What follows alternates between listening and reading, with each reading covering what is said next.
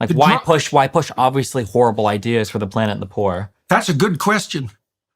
That's a good question. Well, because you're positing it, right? So what do you think is the driver goal? Well, I listen to what people say. Here's the most terrible thing they say. There are too many people on the planet. Okay, so who says that? I've heard people say that for 30 years. Perfectly ordinary, compassionate people. Well, there's too many people on the planet. And I think, well, for me, that's like hearing Satan himself take possession of their spine and move their mouth.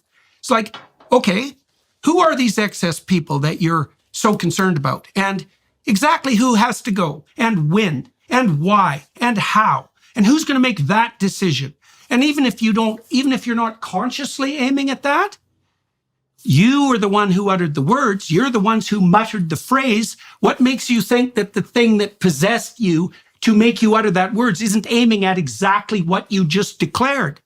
And so that's a terrible vision. But when you look at what happens in genocidal societies, and they emerge with fair regularity, and usually with a utopian vision at hand, the consequence is the mass destruction of millions of people. So why should I assume that something horrible isn't lurking like that right now, especially given that we have pushed a few 100 million people back into absolute poverty when we were doing a pretty damn good job of getting rid of that? And I just don't understand what's happening in Germany or in the UK. Like, it's insane.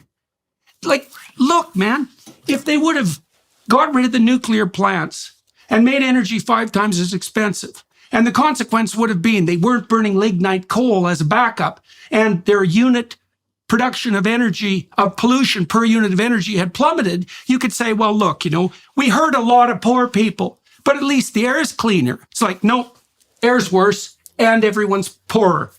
So, like, explain to me how the hell the left can be anti-nuclear. Okay. I don't understand it at all. Gotcha.